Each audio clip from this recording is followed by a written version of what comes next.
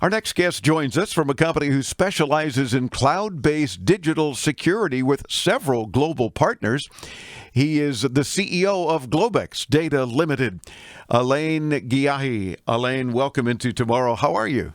Thank you, Dave. A pleasure being with you and your listeners. Doing great. It's a pleasure to have you with us as well. You've got some interesting statistics these days about millennials and Generation Z and a lot of wrong assumptions that they perhaps think they're safe online and they don't have to do anything. And, of course, we talk a lot on the show, I'm sure every week, really, about protecting yourself and about being cautious. And, you know, the only thing to completely stay safe is just stay offline. Well, that's not realistic these days. So tell me about some of the things that you guys at GlobeX have done. Well, one of the things that we have done is we offer three similar services as the mass market service, such as email, a Dropbox type, and a messenger, such as WhatsApp. What we do instead is first we store all our data in Switzerland for the best privacy you can get. We don't use big data to exploit the data of the user. The big problem today is that the user is the product as opposed to the product being what it should do, being just a product. What we do is we basically don't tap into your data. We don't care what you do, where you go, and what you buy, and we don't resell that information. So that's the most basic thing as opposed to social media, which taps into your habits, your data, and then resells that data to others, and also can put a profile of yourself. So if you like hamburgers a lot, they will know that, and they may sell your data to a hamburger chain, as an example. It could be much deeper than that. Oh, for we don't sure. Do any of that. And generally is much deeper than that. But, Alain, I'm wondering, though, yes. Why is Switzerland such a better place for security? How does that happen? Well, Switzerland has traditionally is a very private country. We have a constitution since the 13th century that adopts that. And around the World War II, there was the privacy of financial information, which we all know about Swiss bank accounts, and nobody can get into it and so forth. This law has since changed with automatic exchange of international financial information enacted by about 150 countries, pushed by the U.S. after the collapse of 2008. But in the data privacy of a human person or a company, the data itself is in the Constitution, that law. So data privacy is prime. It's the highest and strictest data privacy laws in the world, higher than the new GDPR enacted by Europe. So yeah, I was going to say, because the European Union certainly has some of the most strict privacy rules anywhere on the planet, but you're saying Switzerland even tops those. Even tops that. More in fact, tough. Every couple of years or so, we update it. The reason why Europe had to enact such laws is because you have companies like Amazon and Google that have worldwide presence, and everybody uses Amazon Web Service to build application or to store data. Yeah. And essentially, because of the USA Patriot Act, if you're a European and you're using Amazon, you are not protected by European laws because you also have a U.S. company owning your data, and you don't even know where that data resides. So we call this data residency laws. This is fairly new. And the GDPR is a new standard that Europe applied to at least protect even more European resident or citizens' data.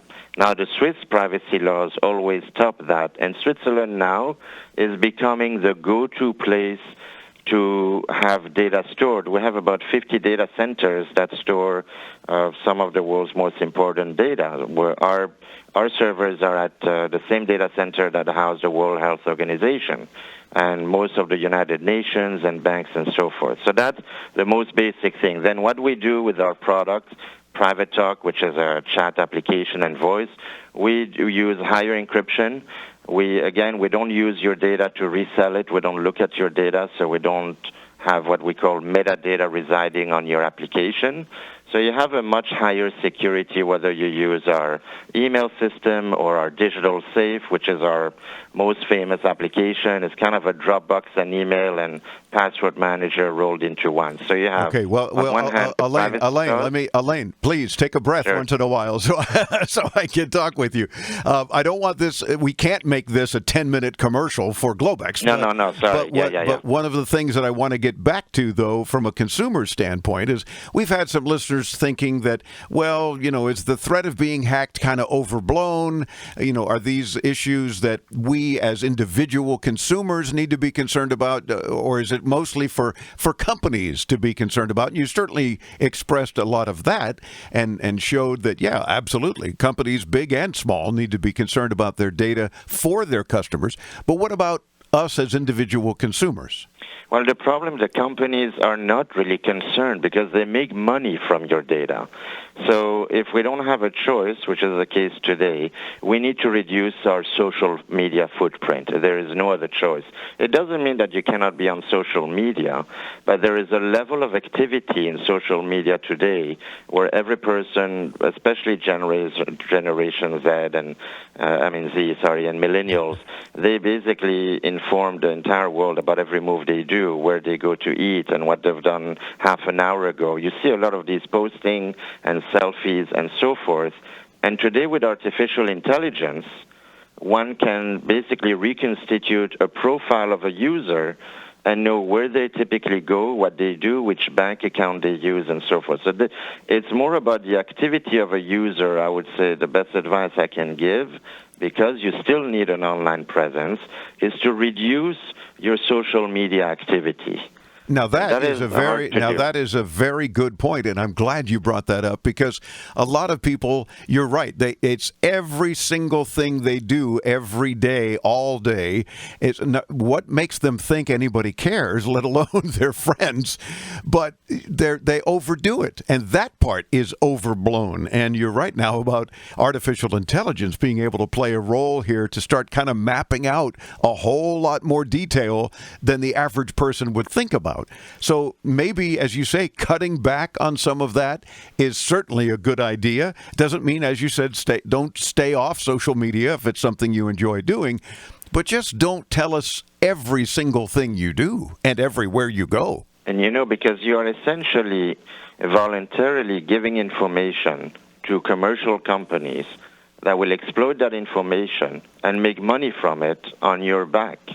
And that, in turn, leads to your presence being known and your activities being known, and therefore you are a lot more prone to hacking of a particular event. If you go to a bank and you go to the same bank and you take a selfie by the bank, or you go have a coffee next door and you advertise that you were at the coffee after going to the bank, well, eventually the machine will know that you're in that bank, and they will also search into your account information, because these activities of social media lead into huge financial loss, identity theft, which by my last reckoning, identity theft cost, just to repair and regain your identity, would cost you $30,000 Wow. to fix that damage. So that's massive. You're looking at hundreds of millions of users today that are doing that. Well, are there some perhaps easy, I don't know if that's even the appropriate word, but maybe effective ways to protect ourselves individually from being hacked? There are some. So aside from reducing your social media footprint, I would say in terms of security, the usual common sense, don't use a free Wi-Fi, use a highly secure Wi-Fi network. That would be a start. I mean, in the U.S., we have unlimited 4G data. Today, we should not really need to use Wi-Fi. And the 4G data is more secure than the Wi-Fi. So if you use any of the 3 or 4 big telecoms in the U.S., you have unlimited data. So I would refrain from using Wi-Fi when you can. I would also, if possible, log in on your bank account. Don't use so much these applications that do banking and so forth, because a lot of these applications are developed by third-party development companies, and they may have been hacked and in turn can get into your phone. Oh. I would use a desktop, old-fashioned desktop. I would check when you surf the internet. I would check that the URL, which is the address on the internet, at least is secure, and it has a certificate of at least 256 encryption. This is a very high encryption that's mandated by the NSA. So you at least can reduce the risk of being hacked. And that is interesting, especially. I've never heard anyone say don't use the banking apps, because you do bring up a very good point, though. These are always, I think, developed by third parties. And how do you know? How do we know that my banking app that, I have to sign in, maybe I use a fingerprint, whatever, is not otherwise compromised by someone else with that third party? So whenever possible, I like that advice. Use your laptop, your desktop computer, save your banking. Certainly don't ever do your banking on a public Wi-Fi either.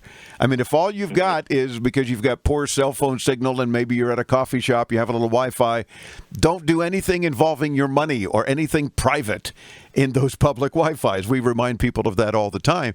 But you bring up yet another very important point, and that is these banking apps. Be careful. These banking apps, and then also the next thing is going to be the medical information. Oh, wow, yeah. Medical information is massive because pharmaceutical companies buy those kind of data to develop, their medicines and their biotech, all of their stuff that they develop. Biotech firm and medical company, big pharma, needs data. If you have a set of people with a certain flu, and that is known, a pharma is going to buy that information to develop, let's say, a vaccine against that flu. You're being used. Essentially, you are a product today. Oh, yeah. So do less. Go on I'm not going on a website that is encrypted with a 256 AES encryption, which, by the way, if you hover on the URL, it should tell you there's a certificate. It's like the old way of going to a paper. Today, we cannot write things down on paper, but at least you should go on a desktop. I would say it's more secure than a mobile today, a mobile app. Got you. Oh, absolutely. Well, check out one of the global leaders in Swiss-hosted secure data management and communications. They've got all kinds of cool things you want to look into. Digital Safe, Private Talk, Secure, among other things. You'll see what Alain and his team are up to when you visit GlobeXDataGroup.com. It's not global, GlobeXDataGroup.com. We'll get you there when you hit us up at intotomorrow.com. Alain, thank you for spending a few minutes with us. You're a wealth of information, and you've shed some light on some things that we hadn't really thought about before. And I think that when we can get you back on again soon, you'll share even more information to help keep us all safe. We appreciate it. Thank you, Dave. It's our pleasure. Again, GlobeXDataGroup.com. Intotomorrow.com, your click away from his site and all of our guests. I'm Dave Graveline. We continue bringing you further into tomorrow right here on the Advanced Media Network.